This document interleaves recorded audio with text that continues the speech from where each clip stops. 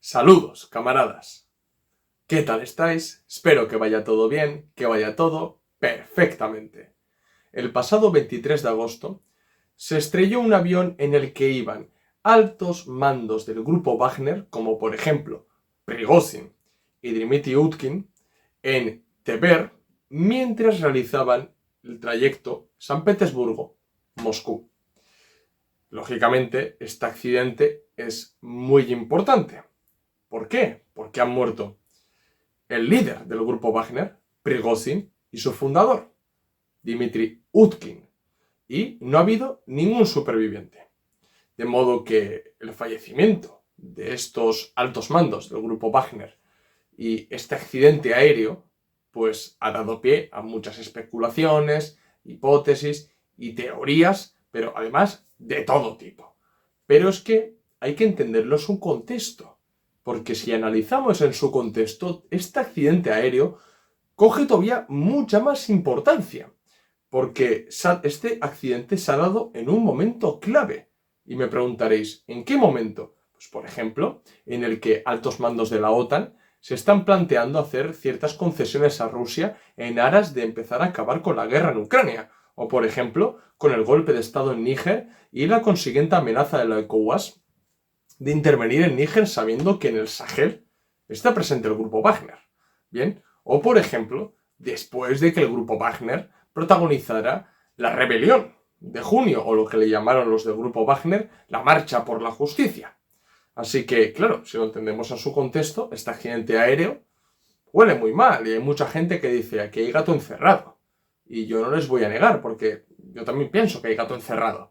Entonces, bueno, creo que es importante analizar este accidente, creo que es importante hablar sobre esto y creo que es muy importante poner sobre la mesa la mayoría de las hipótesis que se han hablado estos últimos días sobre la muerte de Prigozhin, de Dmitry Utkin y distintos altos mandos del grupo Wagner. Así que vamos con el vídeo, esto es Red Planeta.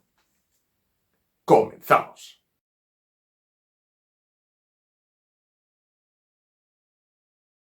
Antes de empezar a hablar sobre las distintas hipótesis que se han lanzado en estos últimos días sobre este accidente aéreo que han sufrido los altos mandos del grupo Wagner, creo que es importante contextualizar. Porque si contextualizamos, nos vamos a dar cuenta de la enorme importancia de este accidente. Bien, vamos paso a paso. Primeramente, la muerte de Prigozhin y de Dmitry Utkin llega en un momento clave de la guerra de Ucrania. ¿Por qué? Puesto que, como bien sabemos, Ucrania lanzó ya hace un par de meses su famosa contraofensiva, que estuvieron dando el coñazo con la contraofensiva un mogollón de meses y parece que la contraofensiva pues no ha sido como los otanistas esperaban. ¿Por qué? Porque incluso los medios de comunicación occidentales antirrusos, sumamente antirrusos y que apoyan en esta guerra en Ucrania, no han tenido otra que admitir que, bueno, que la contraofensiva no era como se lo esperaban. Bien, y que, por ejemplo, se ha conseguido muy pocos logros a un precio muy elevado. Esto es, que han conquistado un territorio muy pequeño a costa de demasiadas bajas. Bien, y la palabra más repetida para describir cómo ha ido la contraofensiva ucraniana es que la contraofensiva ucraniana va muy lenta. Eso es lo han calificado así muchísimos expertos y muchísimos analistas que están analizando la guerra de Ucrania. Bien, no solamente eso, sino que además, después de la famosa contraofensiva ucraniana, que ha resultado ser un fiasco para muchos, pues puede venir una ofensiva rusa bastante potente, que tal y como se encuentra ahora mismo Ucrania, puede llegar a ser letal, una ofensiva rusa. Claro, tanto Ucrania como sus aliados occidentales esto lo saben, no lo van a decir, pero es que lo saben, que una ofensiva rusa puede ser decisiva incluso en la guerra de Ucrania.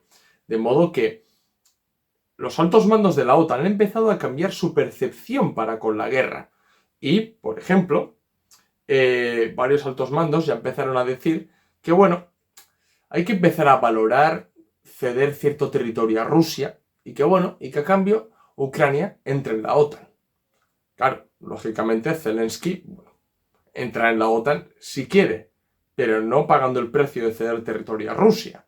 De modo que ahí se está viendo también ciertas contradicciones internas dentro del bloque otanista pro-ucraniano. Bien, esto es muy importante porque actualmente sin Prigozhin ni Yudkin, la dirección de esta guerra cae en manos del Estado Mayor ruso.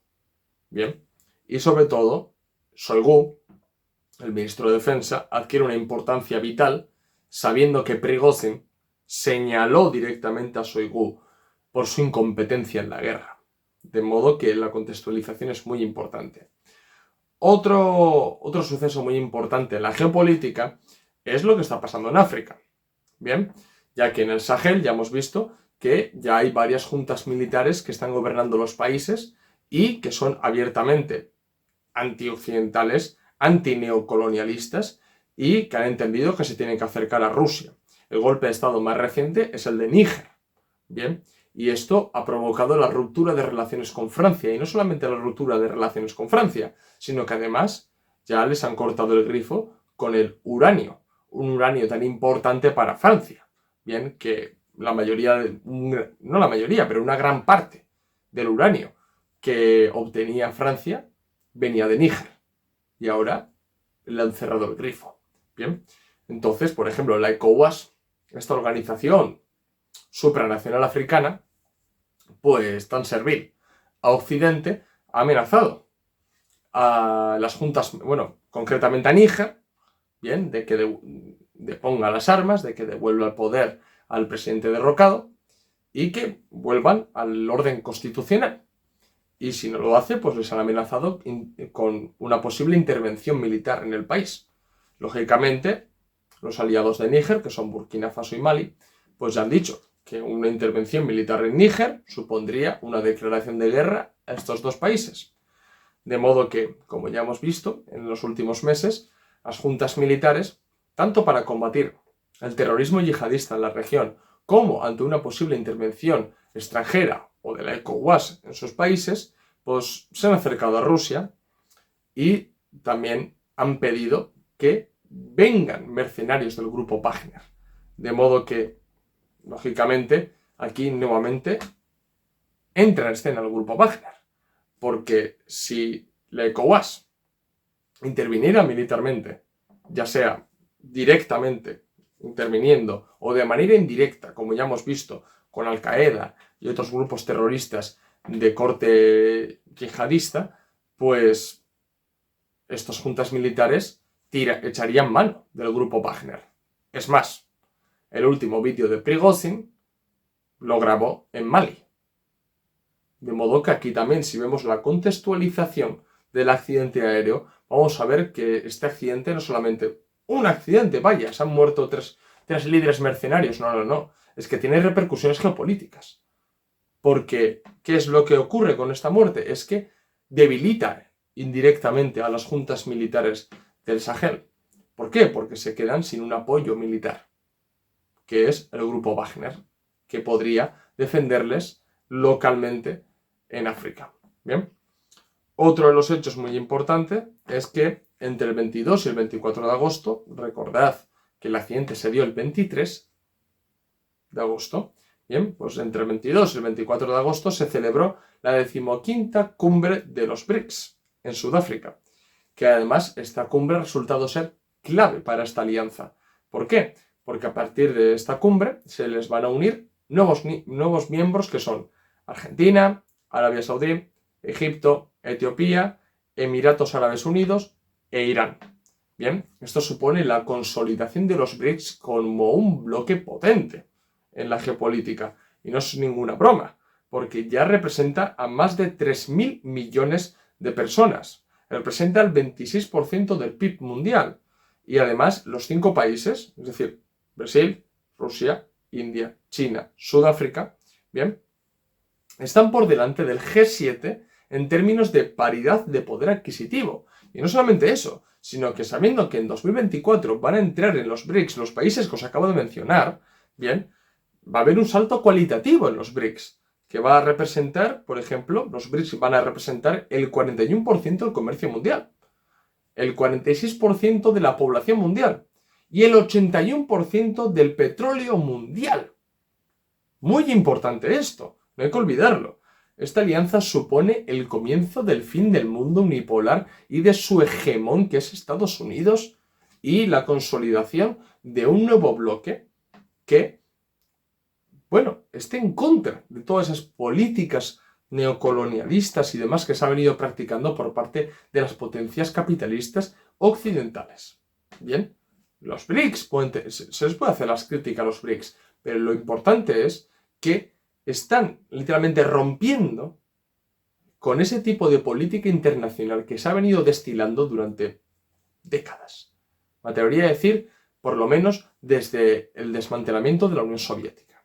Bien, además, se ve que dentro de Occidente y sobre todo de Estados Unidos, de la propia OTAN, les ha escocido mucho la consolidación de los BRICS y la entrada de nuevos miembros, porque saben perfectamente cuál es el peso que puede llegar a tener estos países en la geopolítica.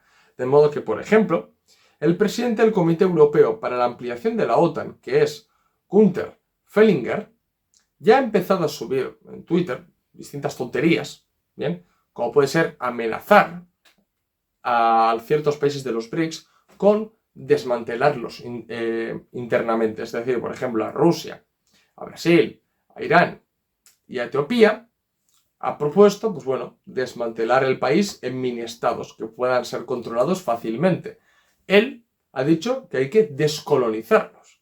La verdad que esta gente, la vara de medir, o sea, no sé dónde está. Porque claro, que diga un miembro de la OTAN, un alto cargo de la OTAN, que hay que descolonizar ciertos países, como pueden ser Rusia, Brasil, Irán o Etiopía, cuando ellos literalmente lo que han estado haciendo durante décadas ha sido mantener el neocolonialismo y mantener el imperialismo, es que es de risa. De modo que tampoco se puede olvidar que se ha celebrado una cumbre muy importante de los BRICS. Además, la consolidación de los BRICS pasa automáticamente por el refuerzo de los dos grandes enemigos de la OTAN y de Estados Unidos, que son Rusia y China. Y sobre todo el reforzamiento de Putin de cara al exterior, porque se presenta como un líder potente, como un líder al que no le pueden toser, como un líder que no lo pueden tumbar. Bien, entonces, esto es el contexto en el que se ha dado el accidente aéreo en el que han muerto Prigozhin y Dmitry Utkin. Bien, ahora vamos un poco con el hecho objetivo. Bien, que fue que, bueno, el 23 de agosto, una parte de la cúpula de Wagner, y concretamente en el avión estaban sobre todo Prigozhin y Dmitry Utkin, bueno, sufrieron un accidente aéreo en Tver, bien, mientras realizaban el trayecto San Petersburgo-Moscú. Ninguno de los 10 pasajeros ha sobrevivido, ¿de acuerdo? La mayoría conoceréis a Prigozhin, que es el líder del grupo de mercenarios Wagner y uno de los protagonistas de la rebelión que protagonizó el grupo Wagner en junio, que bueno, Prigozhin lo llamó la Marcha de la Justicia. Bien, bueno, Prigozhin, si por algo se ha destacado, es por liderar las operaciones de Wagner en Ucrania, bueno, y en medio mundo también, y de rivalizar con altos mandos del Estado Mayor ruso. O sea, muchas veces nos ha cortado. Ha hablado de Shoigu directamente, lo ha criticado directamente. Bien, además, todas las acciones que parecía que iba a llevar a cabo el grupo Wagner en África, bien, apoyando a las juntas militares en contra del, como decía él, del neocolonialismo, pues lógicamente se pone una diana en la cabeza, porque ya con lo de la rebelión que armó y las críticas públicas que hizo al Estado Mayor y demás, se enemista con las altas esferas del Estado ruso y por otro lado se enemista con las altas esferas de la OTAN y de Occidente por quebrar sus intereses en África, de modo que tenía todas las papeletas para que le ocurriera algo, ¿de acuerdo? Otro de los fallecidos importantes es Dmitry Utkin, fundador del grupo Wagner, bien, y mano derecha de Prigozhin. En Occidente, yo no me canso de decir esto, pero lo vuelvo a decir, en Occidente se utiliza a Utkin para asociar al grupo Wagner con el nazismo. ¿Por qué digo esto? Porque se ha viralizado la siguiente imagen de Dmitry Utkin. Bien, pero es que realmente este señor no sabemos quién es. Dmitry Utkin es este. Y como podéis apreciar, no parece la misma persona. Es más, los medios de comunicación occidentales, incluso antirrusos, que tienen un mínimo de rigor, pues no se han atrevido a poner la foto de Dmitry Utkin con tatuajes nazis. Han puesto la foto de Dmitry Utkin como es. De modo que el Dmitry Utkin, la foto de Dmitry Utkin con tatuajes nazis, ese señor no sabemos quién es. Además es que ni se parece a Dmitry Utkin. De modo que no sé realmente por qué en las redes sociales se sigue utilizando esta foto. Pero bueno, cada uno sabrá. Bien, pero como no, el Dmitry Utkin nazi, pues, y su asociación con el grupo Wagner, pues, ha dado lugar al grupo Wagner son nazis. Bueno, ese es el rigor que demuestran muchos. Bien, y junto a Prigozhin y a Dmitry Utkin estaban otros 8 importantes altos mandos de Wagner, que han fallecido todos, lo que supone que se ha descabezado una gran parte del grupo Wagner. Bien, ha sido un golpe muy potente. Así que ahora sí, ahora voy con las hipótesis sobre la muerte de Prigozhin y de Dmitry Utkin. Antes de nada, 2 cuestiones. 1. Yo no tengo la verdad absoluta. ¿Qué quiero decir con esto? Yo simplemente doy mi opinión. ¿Bien? Y puede ser que me confunda. Es decir, yo me voy a limitar a hablaros de las hipótesis que se han manejado estos últimos días sobre el accidente aéreo del grupo Wagner. Bien, así que cada uno puede apoyar más una hipótesis o menos. ¿De acuerdo? Y por otro lado, lo más seguro es que nunca sabremos lo que ha pasado. Porque si ha sido Rusia, se lo va a callar. Si ha sido Occidente, se lo va a callar. De modo que nunca sabremos realmente lo que pasó ese 23 de agosto dentro del avión del grupo Wagner. A la mínima que salga información reveladora, lo confiscarán. Bien, así que bueno, vamos con las hipótesis. Primera hipótesis. Putin orquestó el asesinato de la cúpula de Wagner.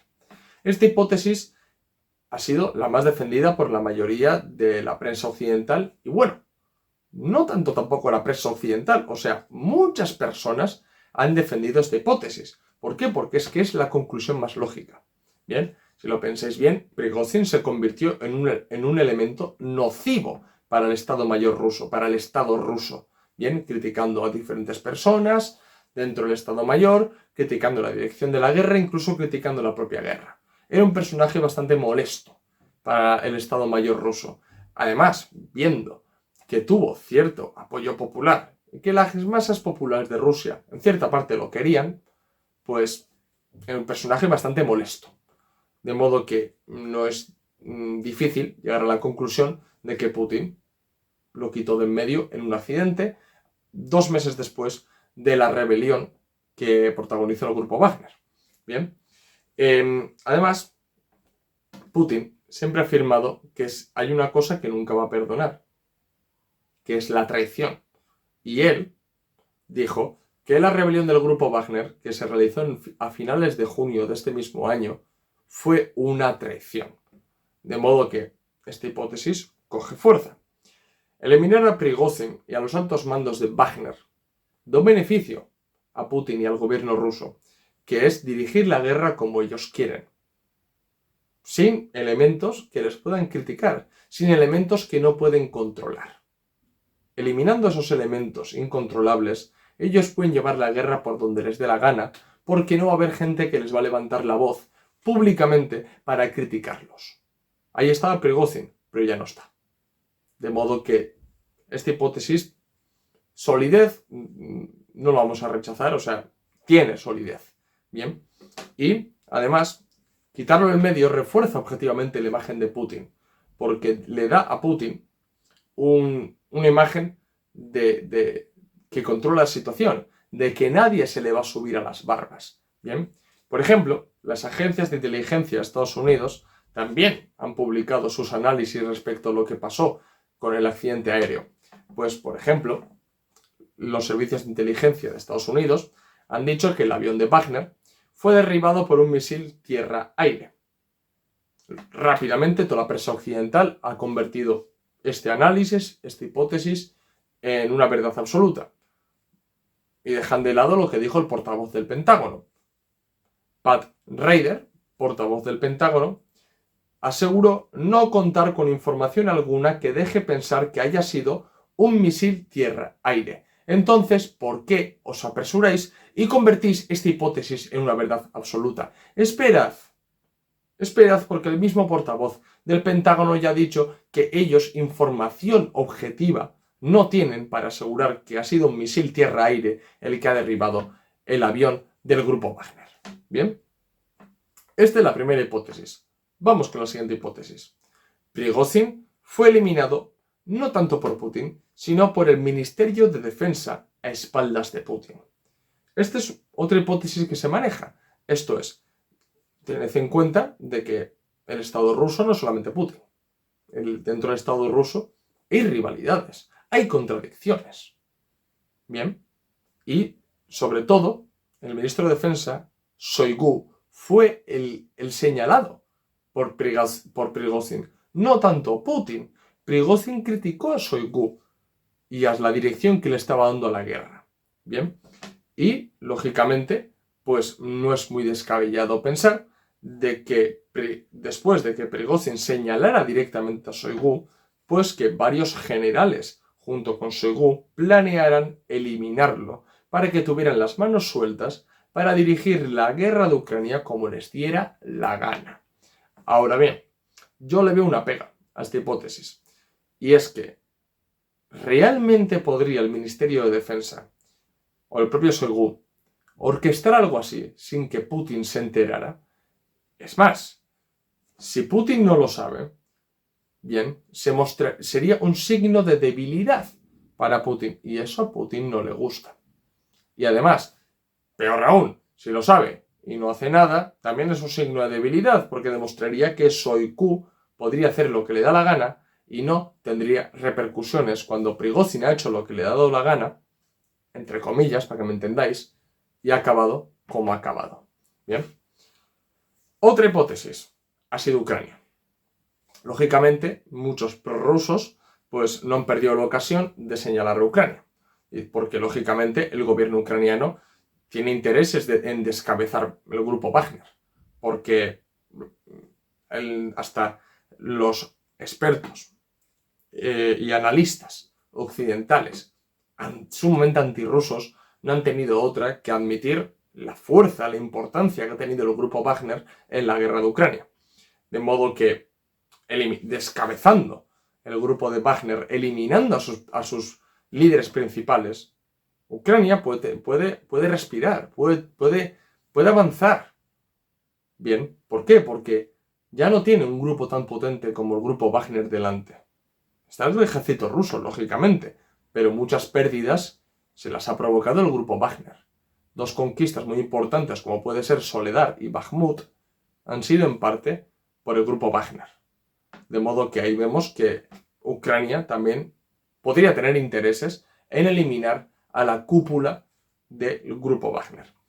Y además, no solamente eso, sino que además eliminando la cúpula del grupo Wagner podría desorientar a las propias tropas que están ahí. Bien, pero yo le pongo una pega a todo esto. Bueno, varias pegas a esta hipótesis. Yo creo que Ucrania, más que eliminar a Prigozhin, le interesaría mantenerle vivo. ¿Por qué? Porque tarde o temprano, si el gobierno ruso, el Estado Mayor ruso, mejor dicho, comete otra cagada en la guerra, Prigozhin lo hubiera criticado. Es decir, esa rivalidad entre Prigozhin, Shoigu, Prigozhin y varios generales que están llevando a cabo la guerra de Ucrania no se eliminaría. Y eso en parte a Ucrania le interesa. De modo que creo que esto, bueno, es una pega de esta hipótesis. Además, por otro lado, el grupo Wagner fue oficialmente disuelto en Ucrania. Esto es, a los wagneristas se les propuso o bien pasarse a las filas del ejército ruso, irse a casa, exiliarse a Bielorrusia y entrenar al ejército bielorruso, o irse a otros países donde operaba Wagner. De modo que no tiene mucho sentido decir que ha sido Ucrania, porque eso permite al ejército ucraniano coger aire en la guerra de Ucrania. ¿Por qué? Porque a Ucrania le puede interesar que siga existiendo una rivalidad entre líderes mercenarios y el Ministerio de Defensa, y por otro lado, porque el grupo Wagner ya no opera como tal en Ucrania. Bien, pero sí puedo decir una idea que se me ha ocurrido a mí que puede acercar a Ucrania a la involucración en el accidente. ¿Y qué es? Es que el gobierno ucraniano sí puede llegar a tener interés en realizar este sabotaje, este atentado, para que toda la prensa occidental y toda la gente piense que ha sido el gobierno ruso y concretamente Putin. Es más, la mayoría de la gente piensa que ha sido Putin. Incluso gente que defiende abiertamente a Putin, muchos pueden llegar a sospechar que ha sido Putin. Bien, o el gobierno ruso en su defecto. Otra hipótesis ha sido la OTAN. Bien, ligado con la hipótesis anterior de que ha sido Ucrania, esto sería más bien no tanto Ucrania, sino más bien la OTAN, ¿no? Porque claro, como he dicho antes, el último vídeo que ha grabado Prigozhin ha sido en Mali y ha anunciado que el grupo Wagner iba a seguir con las operaciones en Mali para defender a las juntas militares del Sahel, combatir el terrorismo yihadista y acabar con el neocolonialismo en Francia. Claro, teniendo en cuenta que las juntas militares de Níger, Burkina Faso y Mali han echado mano en muchas ocasiones de los mercenarios del grupo Wagner para combatir a los terroristas yihadistas y para tener también una fuerza para evitar que la ECOWAS realice una intervención militar, pues pensarlo bien. Si uno elimina a la cúpula del grupo Wagner, dificulta la labor del grupo Wagner momentáneamente en África, lo que puede llegar a favorecer a la propia OTAN, a la propia Francia y a la propia ECOWAS. Bien, además, les dejan, en cierta parte, a las juntas militares con el culo al aire.